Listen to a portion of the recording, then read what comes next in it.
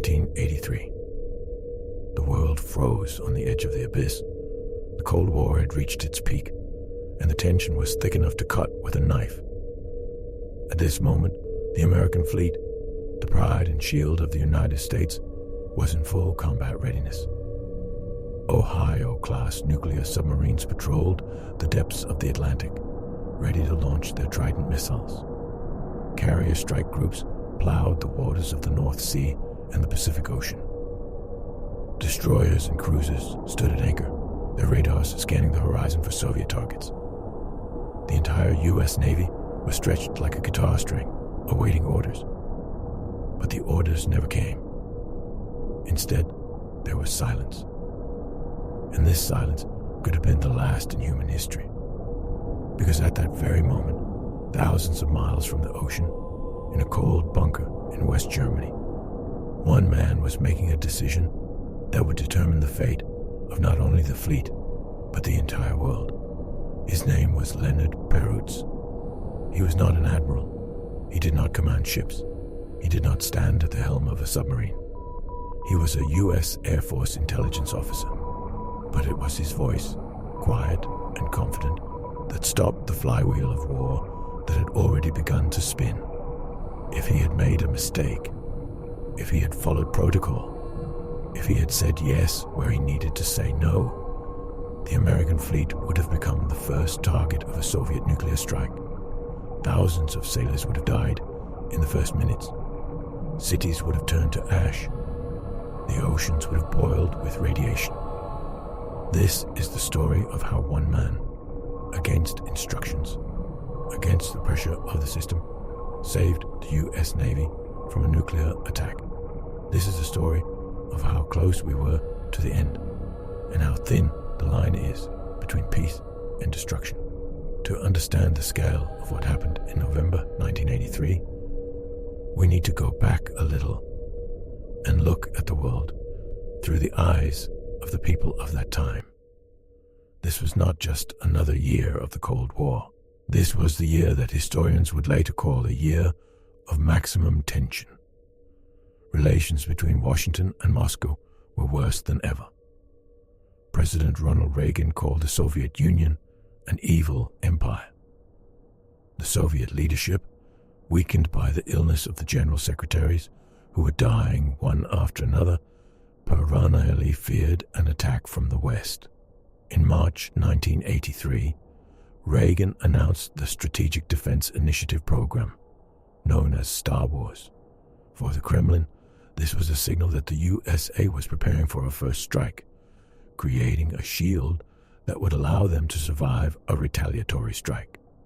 In September 1983, a Soviet plane shot down a Korean Boeing with passengers on board.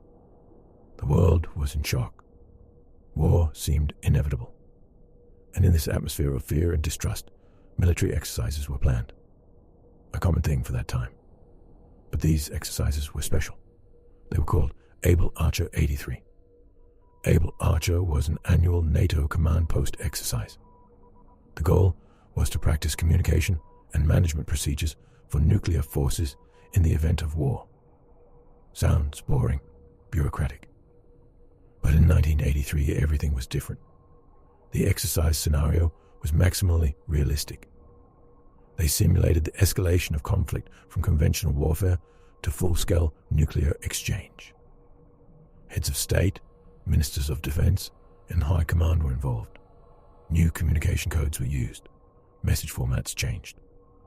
For an outside observer, especially Soviet intelligence, it did not look like an exercise, but like preparation for a real attack. Imagine the situation. You are sitting in a bunker in Moscow. You know that the Americans consider you an evil empire. You know they have new weapons. And suddenly you see that their command is moving to higher readiness. Their planes begin patrolling. Their ships put to sea.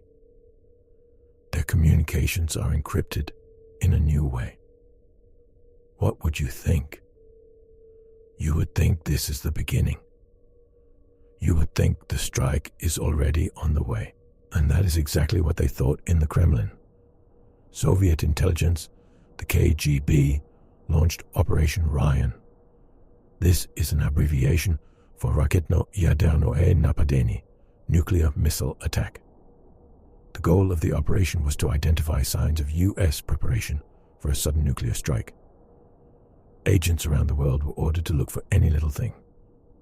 Lights in staff windows at night, unusual traffic movement, increased activity of signalmen. All this added up to a picture of inevitable war, and the Able Archer exercises became the trigger they feared so much. Soviet troops in Eastern Europe were put on high alert. Nuclear forces were brought to a state of increased combat readiness. Submarines took up positions. Bombers were fueled. The world stood on the threshold. And in the center of this hurricane was Leonard Perroots. Leonard Perroots served in Europe. He was the Assistant Chief of Intelligence for U.S. Air Forces in Europe. His job was to analyze data and report the situation to the command. He was a man of the system. He knew the protocols. He knew what to do according to instructions. But Perroots was also a man with developed intuition. He felt the atmosphere. And in November 1983, the atmosphere was wrong. During the Able Archer exercises, he began to notice things that did not fit the scenario. The Soviet reaction was too sharp. The air defense systems in East Germany and Poland were operating in a mode that was usually used only during real war. MiG planes were on duty in the air more often than usual. Communications between Soviet units became more intense. It did not look like a reaction to exercises. It looked like preparation to repel a real strike. Perroots found himself in a unique position. On the one hand, there was pressure from the command. The exercises were going according to plan. It was necessary to demonstrate strength. It was necessary to show the Soviets that NATO was ready for any scenario. Standard procedure in such a situation required increasing the readiness level of American forces. If the opponent is nervous, you show your teeth. This was the logic of deterrence, but Perroots saw a different picture. He understood that Soviet nervousness could lead to a mistake. If the USA increased readiness, the Soviets might interpret this as confirmation of their worst fears. They might think that the exercises are a cover, and they might launch a preemptive strike, not because they want war, but because they are afraid of dying first. This was a classic security paradox. Actions aimed at protection could provoke an attack. And here begins the moment of truth. The question of increasing the readiness level of American forces in Europe was discussed at headquarters. This concerned all branches of the military. The Air Force had to prepare bombers. The Army had to bring divisions to combat readiness. And the Navy had to bring the fleet to a state of heightened alert. Submarines had to be ready to launch missiles. Aircraft carriers had to take combat positions. This was a huge machine, and once it started moving, it would be difficult to stop it.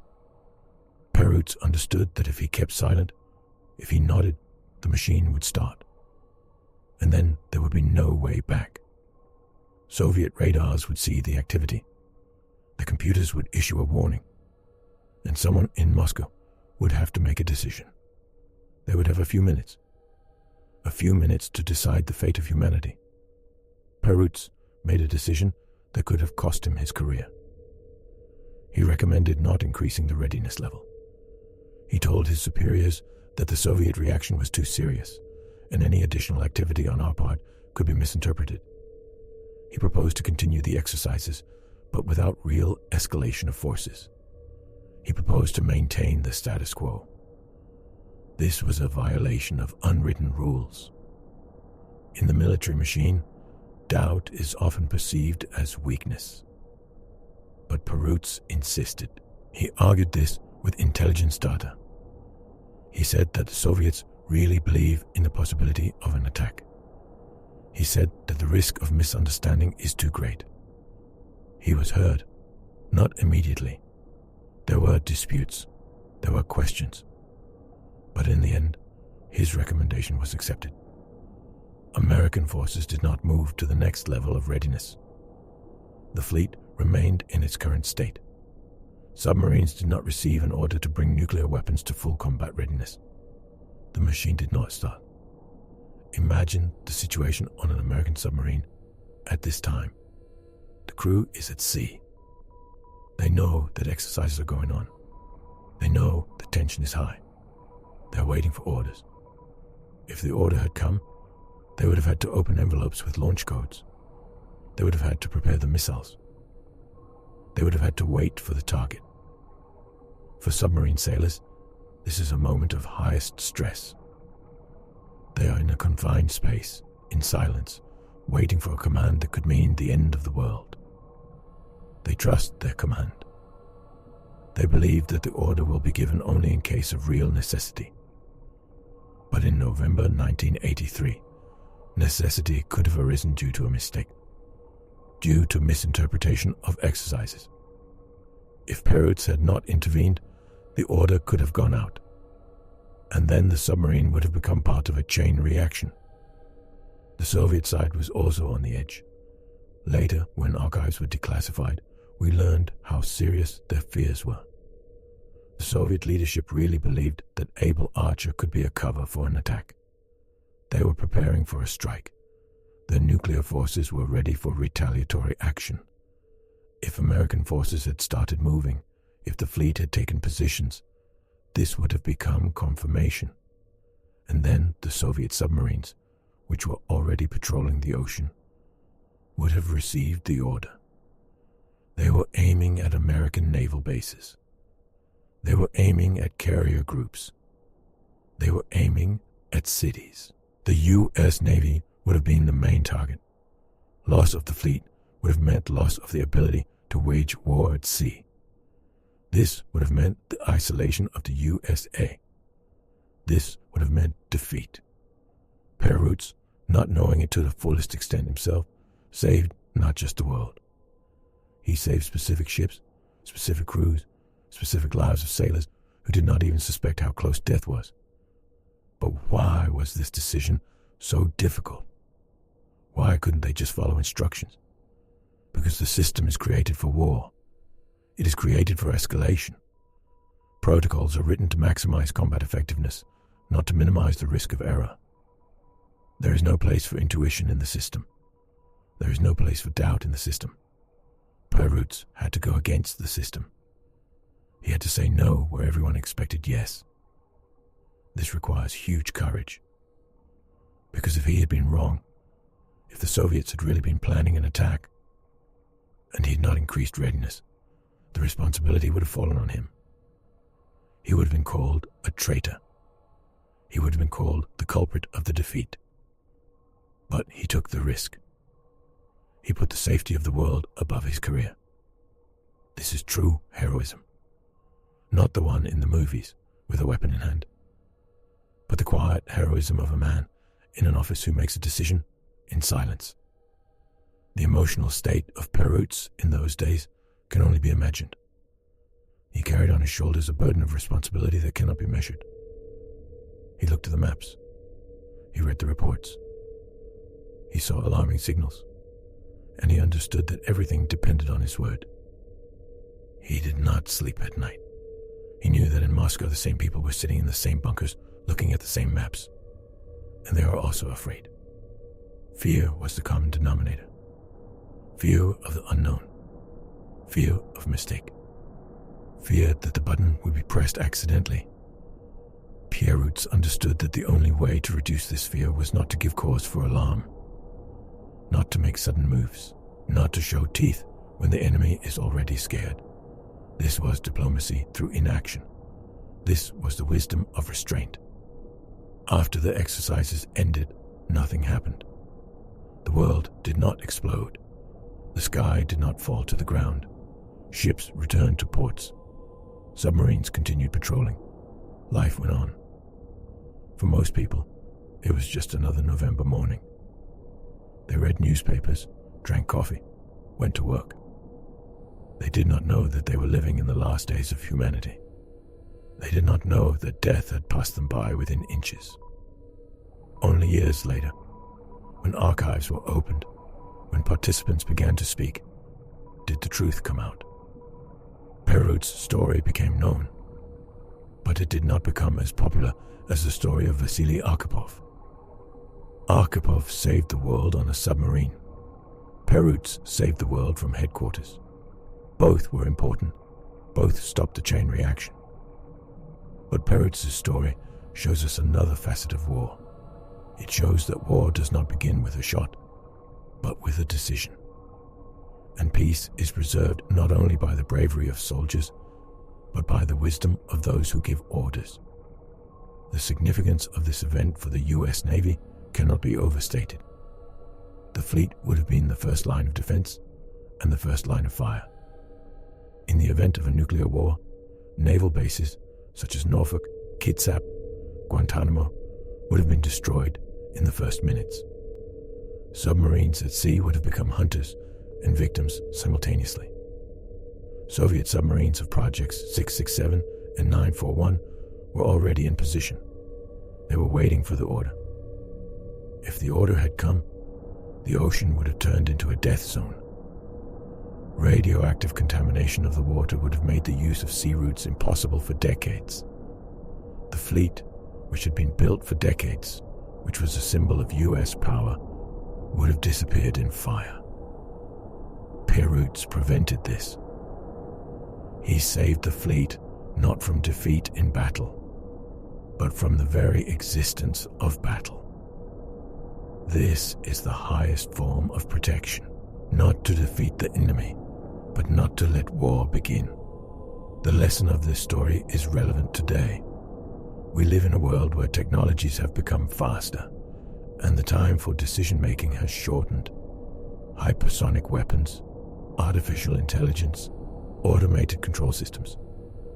A computer error can now cost more than a human error, but the human factor remains the main one. The system can issue a false alarm. Radar can see a flock of birds as missiles. Communications can be intercepted and misinterpreted. And there will always be a need for a person who will look at the data and say, "Stop. This is not war. This is a mistake." This person must be ready to take responsibility. He must be ready to go against the algorithm. Perroots was such a person. He trusted his intuition more than the protocol, and he was right. But why do we not know more about this? Why is this story not in textbooks? Because it is uncomfortable. It shows how fragile the world was. It shows that we survived, not because we were stronger, but because we were lucky.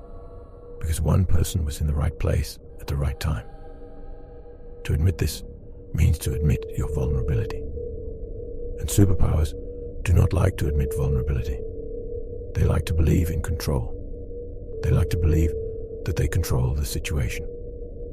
Perroots' story says the opposite. The situation controlled them, and only chance and human wisdom prevented catastrophe. This makes us think about how many more such moments there were that we do not know about. How many more times the world hung by a thread, and no one told about it. Returning to the US Navy, it is important to understand that the sailors of those years were professionals. They were ready to carry out the order. They did not ask questions. They believed in the system, and the system almost let them down. If it were not for Perroots, they would have become victims of a political game in which they did not participate. They were pawns on a board that was almost overturned. Their lives depended on the decision of a man they did not even know. This creates a strange connection between the officer in the bunker and the sailor in the submarine. An invisible thread of trust. The sailor trusts the command. The command trusts intelligence. Intelligence trusts the analyst. And the analyst must justify this trust. Perroots justified it. He did not let down those who were at sea. He did not let down those who waited for the order in silos. He did not let down those who slept in cities that were targets. In conclusion, I want to say that the story of Leonard Perroots is a reminder of the value of peace. We often perceive peace as a given. We think it will always be there. But history shows that this is not so. Peace is the result of efforts, decisions, and sometimes luck. This is something that needs to be protected, not only with weapons, but with reason, not only with strength, but with restraint. The US Navy was saved not by the armor of ships, but by the decision of one person. And this should make us think about who makes decisions today. Do they possess the same wisdom? Do they possess the same responsibility? Are they able to say no when everyone around is shouting yes? The answer to these questions will determine our future. So the next time you see a ship in port or hear about exercises, remember November 1983. Remember the man who stopped the war. Remember the price of peace. And remember that sometimes the most important action is inaction. The most important word is silence. And the most important hero is the one who remains in the shadows so that others can live in the light.